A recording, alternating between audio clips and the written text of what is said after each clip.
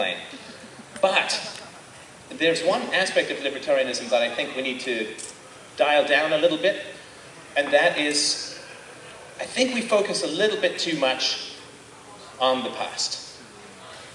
And so I wanted to give a talk, make a case, see if I can get a few memes implanted, that the future isn't going to be anything like the past. So, for most of us, I mean, particularly people who come through the Randian approach, we get this, the Founding Fathers, and no question, a bunch of Stone Age geniuses. Of course, it was a bit of a top-hatted sausage fest, but that's okay, those were the times. But very smart guys who did the very best they could to design the very smallest government with the greatest amount of freedom that could be imagined at the time. Kind of didn't work.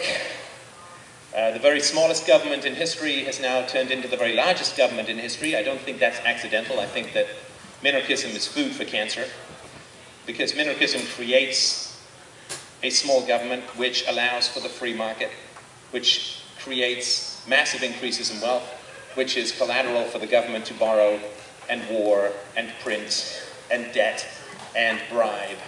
And so I think the smallest governments always do end up creating the biggest governments. Smallest government before America, you could argue, was free trade. England became a massive empire. America, currently in the death throes of a massive empire. The Netherlands before that, you could sort of go on and on, but the smallest government is like pushing this big helium balloon into the water. It goes, whoosh, pops into the very largest governments. I sort of view government as cancer, and I like going to Dr. Anarchist, not Dr. Minarchist, because Dr. Minarchist is going to say, oh, you got a cancer, no problem. We can cut that out by about 80%, and say, well, we did that before, it kind of grew back. Can we not cut more? No, 80%, but don't worry, we're going to cut it down to 80%, and while we're in there, we're going to write on it, we're going to felt tip marker, it's real special, we're going to write on your cancer, the 20% that remains, don't grow. And we call that a constitution, and you'll be fine. Whereas Dr. Minarchist is, we're taking that thing out, 100%. Nothing left to regrow.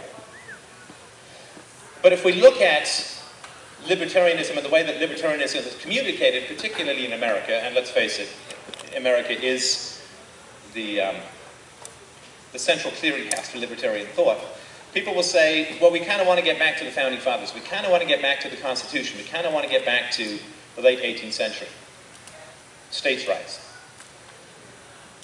And the problem is that it's not true, because you say, well, we want to go back to 1776. Well, okay, without the slavery, obviously. You know, I want the slavery.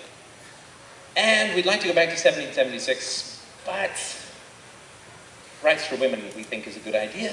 So let's throw some of those in. Rights for children, and you sort of go through the list of things that you want to change about 1776. And I think when you're done, it doesn't really look like 1776 anymore. So we want to go back, but we want to change so much that it's not back there anymore. It's someplace completely different. And I know that when you want to sell something new, there's this temptation to equate it to something that's been there already, right? So I made a film once, and you sort of, how do you sell the film? You know, well, it's Saving Private Ryan meets Beaches meets, you know, you've got to equate it to some other thing in order to get into the room. And there's that temptation when we talk about freedom, the non-aggression principle, property rights, we want to equate it to something else, to something that's out there that people can kind of understand, because then we don't have to make the hardest case, which is the moral case, which is the most inflammatory case, which is the do or die, make or break for our relationships case, which is the moral case. So people say, oh, you're an anarchist. You're an anarchist. What's that like? And I thought Butler Schaefer had a great statement about this. He said it's kind of like where you are right now. No jails here, no cops, no taxes, no police. But we want to equate it to something that's been there before. So people say, well, how is a stateless society? Show me a stateless society that's worked in the past. But that's a completely ridiculous argument. Almost all societies had slavery prior to the 17th and 18th centuries, and then people say, well, you show me a society without slavery in the past. Just because you can doesn't mean that that's a bad thing. It probably means it's a good thing. But people want us to equate it to something that they can sink their sort of hooks into it, and so they don't have to look at the moral argument of it's wrong to initiate force. So how many people have talked about medieval Iceland? Anyone? Yeah? Oh, it's sad, isn't it?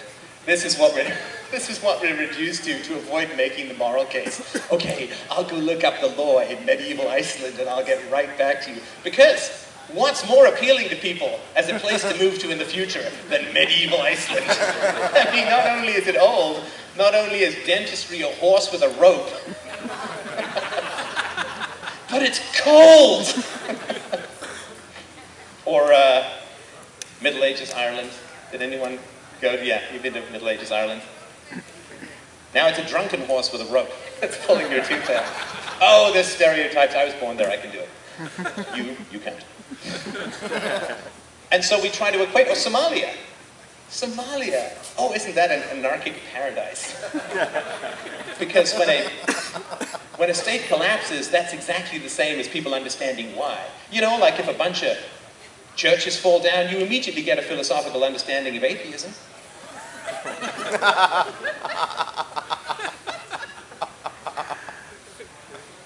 Something fell down.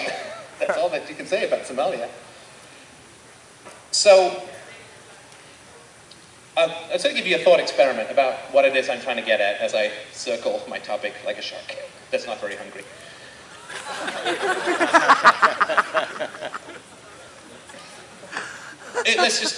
Slavery is an easy one because we all understand how immoral it is and so on. But the analogy to when people come and say, how are the roads going to be done, how national defense and this and that and the other, the analogy to it, which I think is powerful to sort of grasp and understand, is it's like we're abolitionists in the 18th century, the 17th century. We say, slavery is wrong.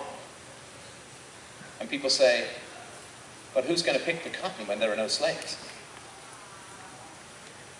We all understand that that's a ridiculous question. We can see that because we're on the other side of that, right? But who's going to pick the cotton if there are no slaves? Who can... We'll get into serfdom and feudalism, the modern feudalism later. Yeah, Mexico. We will subsidize our farmers to dump their products on the Mexican farmers, driving them out of business, so they have to turn to the drug war, and then we'll bomb those crops too. They call that progress. Now, if you were to say in the 17th century, picture this, right? So, I mean, this is going to reveal my ignorance of cotton farming, so if I get the technicals wrong, forgive me. So you say, slavery is immoral. Got to get rid of slavery. It's no good. People say, well, who is going to pick the cotton when there are no slaves? And you say, you know what? This is what's going to happen. There'll be these giant horseless carriages that run off crushed dinosaur juice from thousands of miles away. Wait, stay with me. It's not crazy. And they will go through the cotton fields, and these robot hands will pick all the cotton. And it'll shit shirts out the back. Okay, I made up the last bit.